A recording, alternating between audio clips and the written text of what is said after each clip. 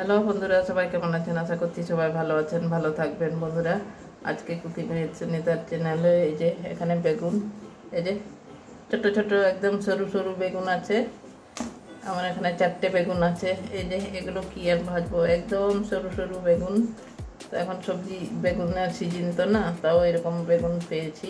তো এই বেগুনগুলো নিয়ে মানে সবজিওয়ালার কাছ থেকে নেওয়া হয়েছে। তো এই বেগুনের ভুজিয়া করব আজকে। তো কিভাবে করব সেটা একটু দেখবেন।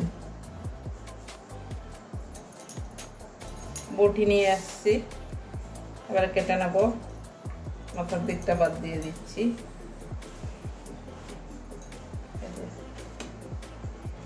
পরিষ্কার আছে বেগুনটা, কচিও আছে। এভাবে এই যে একদম কচি আর পরিষ্কার আছে, মানে অনেক সময় পোকা হয়ে যায়। এই যে এইভাবে এইভাবে ছোট ছোট করে কেটে নেব।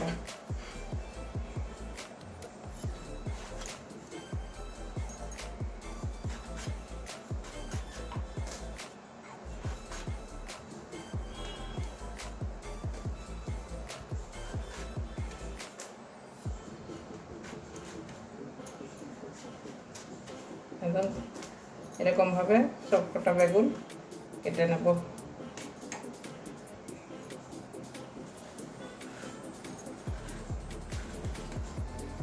একদম পরিষ্কার আছে, কোনো পোকা টোকা নেই। এখন বেগুনটা কাটা হয়ে গেছে, কেটে ধুয়েও নিয়ে চলে এসেছি। এবারে একটা ঢাকনা নিয়েছি।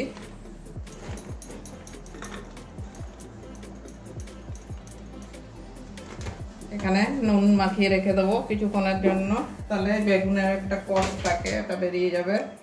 এবারে নুনটা মাখিয়ে কিছুক্ষণের জন্য রেখে দেবো। হলুদটা দিচ্ছি না, শুধু নুন দিয়েই মাখিয়ে রেখে দেবো।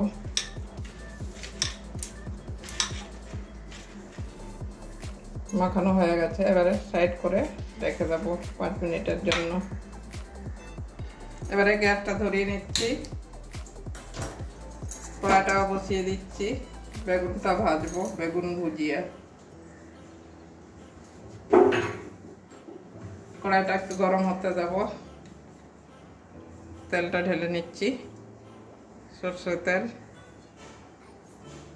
তেলটা একটু গরম হবে। তেল গরম হয়ে গেছে, একটা শুকনো লঙ্কা ভেঙে দিয়ে দিয়েছি।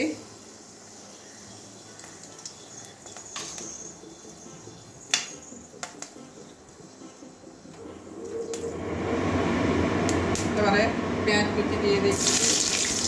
পেঁয়াজ কাঁচা লঙ্কা একসাথে কেটে কুচি করে কেটেছি। পেঁয়াজটা একটু ভেজে নেব কাঁচা গন্ধ যাওয়া পর্যন্ত। এবারে থেতো করা রসুন কয়েকটা দিয়ে দিচ্ছি, থেতো করে নিয়েছি। এটাও ভাজবো কাঁচা গন্ধ যাওয়া পর্যন্ত।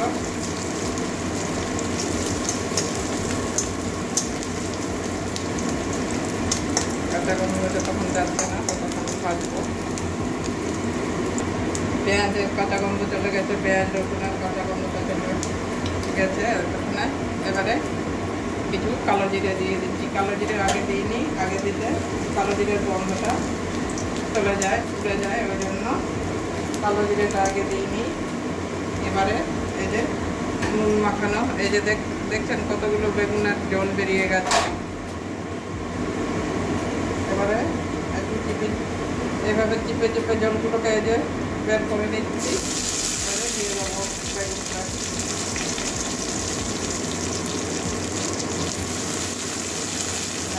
অনেকের বেগুন সহ্য হয় না, আমারও সহ্য হয় না, ওই জন্য আমি বেগুনটাকে এইভাবে নুন হলুদ মাখিয়ে রেখে দিয়েছিলাম।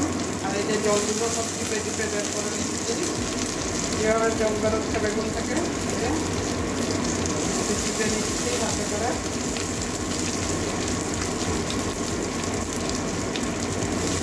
তাহলে আর এতটা থাকবে না। বেগুনের যে একটা কষটা বেরিয়ে গেলে অনেকের অ্যালার্জি হয় বেগুন খেলে, সেই জিনিসটা হবে না। ওই জন্য আমি এই যে বেগুন থেকে কতটা জল বেরিয়েছে, এই যে দেখুন এতটা জল বেরিয়ে গেছে।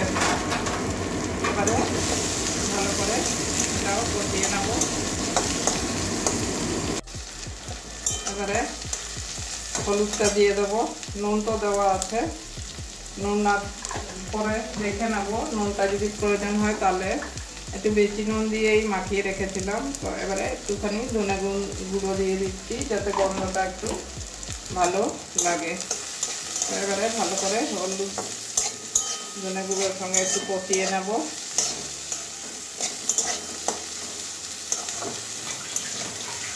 এবারে আর কিছু করতে হবে না, এবারে ঢাকা দিয়ে দেবো। ঢাকা দিয়ে বেগুনগুলো সব সিদ্ধ করে দেবো। এবারে ঢাকা দিয়ে দিচ্ছি। এবারে ঢাকনাটা খুলছি। ঢাকনা খুলে এভাবে মাঝে মাঝে ঢাকনাটা খুলে নাড়িয়ে দিতে হবে, তাহলে বেগুনগুলো সব সিদ্ধ হয়ে যাবে। নাড়িয়ে দিয়েছি, এনে লাগেনি, একটু লাগেনি। এখানে মাঝখানে এরকম ঢাকনা খুলে নাড়িয়ে দিতে হবে। আবারও ঢাকা দিয়ে দিচ্ছি। এবারে আবারও ঢাকনা খুলছি।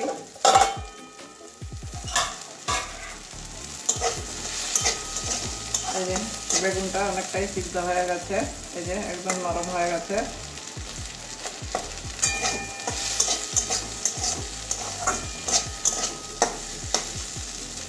একদম সিদ্ধ হয়ে গেছে। এখন তো কচি কচি বেগুন না, তাড়াতাড়ি সিদ্ধ হয়ে যায়, আর যেভাবে কেটেছি তো তাড়াতাড়ি সিদ্ধ হওয়ারই দরকার।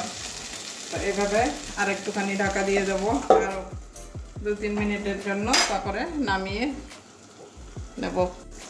আবারও 2-3 মিনিট পরে চলে আসছি, আবারও ঢাকনাটা খুলছি। দেখুন একবারে হয়ে গেছে, এবারে নামিয়ে নেব। এই যে একদমই নরম হয়ে গেছে। এবারে নামিয়ে নিচ্ছি, নামিয়ে একটা প্লেটের মধ্যে ঢেলে দেখাচ্ছি। একদম লো আঁচে ভাজলাম। তো বন্ধুরা, এই যে বেগুন ভুজিয়াটা আমার হয়ে গেছে। তো কেমন হয়েছে অবশ্যই কমেন্ট করবেন, ভালো লাগলে লাইক করবেন, চ্যানেলে নতুন হলে সাবস্ক্রাইব করবেন। তো বন্ধুরা, আজকের জন্য এটুকুনই। আবারও অন্য কোনো দিন অন্য কিছু রান্না নিয়ে আসবো। তো আর আপনারা অবশ্যই এইভাবে একদিন বেগুন ভুজিয়া করে খেয়ে দেখবেন। খেতে একটা তরকারি মানে এই বেগুন ভুজিয়া দিয়েই ভাত খাওয়া হয়ে যাবে। তো ঠিক আছে বন্ধুরা, আজকের জন্য এটুকুনই। সবাই ভালো থাকবেন।